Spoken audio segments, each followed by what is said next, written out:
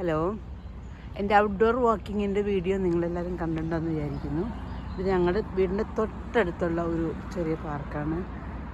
ചെടികളെല്ലാം പൂത്ത് നിൽക്കുന്ന സമയമാണ്.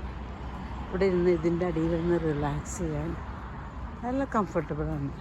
ഇതിൻ്റെ സൈഡിൽ കൂടെ ഇങ്ങനെ വെള്ളം ഒഴുകുന്ന ഒരു കനാലുണ്ട്, ചെടികൾ കാര്യങ്ങളൊക്കെ ഉണ്ട്. ഇതിന് തൊട്ടപ്പുറത്താണ് എൻ്റെ വീട്. എന്നാൽ ആക്ച്വലി നല്ല വെയിലുണ്ട് ഇവിടെ. പക്ഷേ ടെമ്പറേച്ചർ 6-നും 8-നും ഇടയ്ക്കുള്ളൂ കേട്ടോ. ഈ വെയിൽ കണ്ട് നമ്മൾ വെറുതെ കൊതിപ്പിക്കും. പക്ഷേ തണുപ്പുള്ള വെയിൽ കണ്ടിട്ടുണ്ടോ? അതാണ് ഇവിടെ UK വന്നാൽ തണുപ്പുള്ള വെയിൽ കിട്ടും. എനിക്കറിയാം നാട്ടിൽ നല്ല ചൂടാണെന്ന്, പക്ഷേ ഇവിടുത്തെ കാലാവസ്ഥ ഇന്ന് നല്ല കംഫർട്ടബിളാണ്. കാറ്റ് വന്നാലും നമുക്ക് പ്രശ്നമാവുന്നത്. കാറ്റില്ലെങ്കിൽ നമുക്കിങ്ങനെ കംഫർട്ടബിളായിട്ട് ഈ മരത്തിൻ്റെ പൂക്കളുടെ അടിയിൽ കൂടെയൊക്കെ നടക്കാം. നമ്മളിങ്ങനെ എത്ര നടന്നാലും നമുക്ക് ക്ഷീണം തോന്നത്തില്ല. ഇന്നിപ്പോൾ ഞാൻ ഈ വഴിക്കാണ് നടക്കാൻ ഇറങ്ങിയത്. അപ്പോൾ എല്ലാവരും നടക്കാനൊക്കെ ശ്രമിക്കുക കേട്ടോ. അറ്റ്ലീസ്റ്റ് നമ്മുടെ മുറ്റത്തോ തണുപ്പാണ് ഈ വീടിൻ്റെ അകത്തോ ഒക്കെ നടക്കുന്നത് എപ്പോഴും നല്ലതാണ്. കാരണം എൻ്റെ ജോയിൻ്റെയൊക്കെ ഇച്ചിരി സ്റ്റിഫായിരുന്നു. ഇപ്പോൾ നടന്നു തുടങ്ങിയപ്പോൾ ഐ ഫീൽ ഫ്രീ. ജോയിൻ്റൊക്കെ ഇച്ചിരി ലൂബ്രിക്കേറ്റഡ് ആയിട്ടുണ്ട്. ഓക്കെ, ഇപ്പോൾ കണ്ടിന്യൂ ഹെൽത്തി വാക്കിംഗ്. ഇവിടെ ഗാർഡൻ മുഴുവനും നമ്മൾ ഓണപ്പൂ വിരിച്ച പോലെയാണല്ലേ. ഈ പൂക്കളെല്ലാം അങ്ങ് വീണ് കഴിഞ്ഞിട്ട് അതിൻ്റെ താഴെ വീണ് കിടക്കുകയാണ്. പല കളറിലുള്ള പൂക്കളുണ്ട് ഇവിടെ. അത് ഇവിടെ ഗാർഡൻ ഇങ്ങനെ നോക്കാനായിട്ട് കൗൺസിൽ തന്നെ അവരുടെ ചെലവിലാണ് അതൊക്കെ ചെയ്യുന്നത്. സമയത്തിന് ഇത് വെട്ടി ഒരുക്കി നിർത്തി നടക്കുന്ന ആളുകൾക്ക് പ്രശ്നമില്ലാതെ റോഡിലേക്കൊന്നും വരാതെ കറക്റ്റായിട്ട്. പക്ഷെ ഞങ്ങൾ കൗൺസിൽ ടാക്സ് ഇപ്പോൾ ഞാൻ കൊടുക്കുന്ന ഒരു മാസം 135 പൗണ്ടാണ്. പക്ഷേ വേസ്റ്റ് എല്ലാം അവർ കൊണ്ടുപോകും.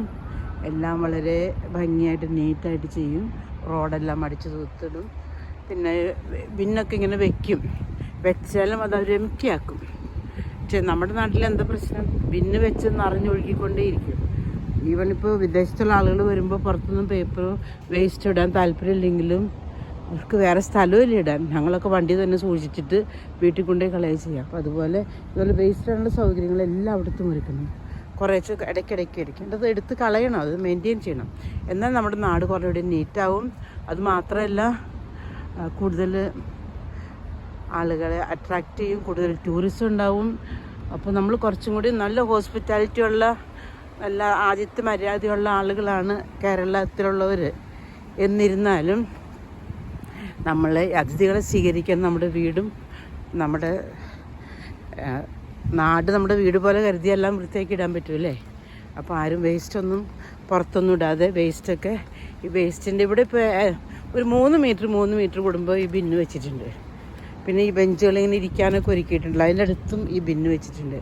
അപ്പോൾ എന്താണെന്ന് വെച്ചാൽ ആരും ഒരിക്കലും ഇത് പുറത്തൊന്നും കളയില്ല. അവർക്ക് അത് നിക്ഷേപിക്കാനുള്ള സൗകര്യങ്ങളുണ്ട്. ഈ ഗാർഡൻ്റെ പേര് Queen Elizabeth community food garden. ഇവിടെ ഈ പിള്ളേർക്ക് ഇങ്ങനെ വന്ന് പച്ചക്കറിയൊക്കെ നടാനുള്ള സൗകര്യങ്ങളൊക്കെ ഉണ്ട്.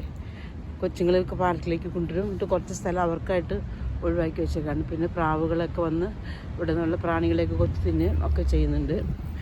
അപ്പോൾ എല്ലാവരും എവിടെ നോക്കിയാലും ഇങ്ങനെ നീറ്റ് ആൻഡ് ടൈഡി ആയിട്ട് സൂക്ഷിക്കുന്ന ഒരു സ്ഥലമാണ് ഇത് ഇംഗ്ലണ്ട് മൊത്തം. ചില റഫ് ഏരിയാസൊക്കെ ഉണ്ട്. പ്രത്യേകിച്ച് ആളുകളൊക്കെ വേറെ സ്ഥലത്തൊക്കെ വന്നിട്ട് ഇവിടുത്തെ പരിപാടി, ഇവിടുത്തെ ക്ലീൻലിനെസ്സൊക്കെ അവർ പഠിക്കുന്നേ ഉള്ളൂ. പക്ഷെ കുറച്ചാളിവിടെ ജീവിച്ച് കഴിയുമ്പോൾ നമ്മൾ ഇത് തന്നെ കണ്ടിന്യൂ ചെയ്യും. ഇപ്പോൾ നമ്മുടെ നാട്ടിൽ കുറേ ആളുകൾ വിദേശത്തുണ്ട്. ഐ തിങ്ക് ഒരു വീട്ടിൽ നിന്ന് ഒരാളെങ്കിലും ഉണ്ട്. അപ്പോൾ ഈ മാനേഴ്സൊക്കെ അവർക്കറിയാം. പക്ഷെ അത് മെയിൻറ്റെയിൻ ചെയ്യാനും കണ്ടിന്യൂ ചെയ്യാനുള്ള സൗകര്യം നമ്മുടെ നാട്ടിൽ ഒരുക്കണം. ഇനിയൊരു പുതിയ ഭരണം വരുമ്പോൾ വന്നില്ലെങ്കിലും ആര് ഭരിച്ചാലും നാട് വൃത്തിയായിട്ട് സൂക്ഷിക്കുക. നാട്ടുകാരെ നോക്കുന്നത് നമ്മൾ വളരെ നന്നായിട്ട് നോക്കുന്നുണ്ട്. അതുപോലെ തന്നെ വിദേശികൾ വരുമ്പോഴും നന്നായിട്ട് നോക്കുക.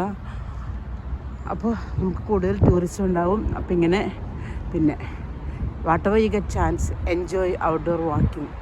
അപ്പോൾ അമ്മയുടെ ഓർമ്മകളിൽ കഴിഞ്ഞ പാർട്ടിൻ്റെ സെക്കൻഡ് പാർട്ടാണിത്.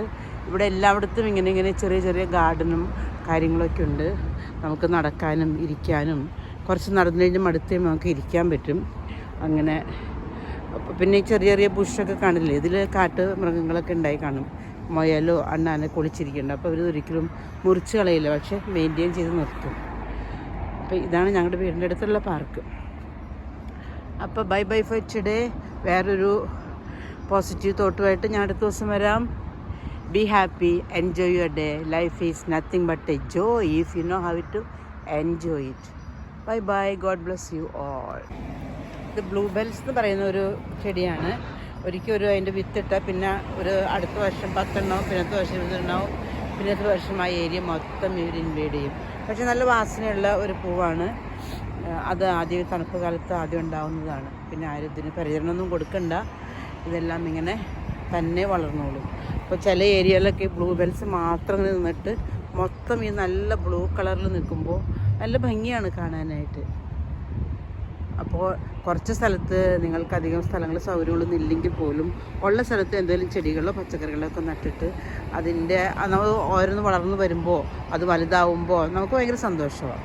അപ്പോൾ അതിൻ്റെ ബ്യൂട്ടി എൻജോയ് ചെയ്യുക, അതിൻ്റെ ഫലമെടുത്ത് ആസ്വദിക്കുക. Okay thank you.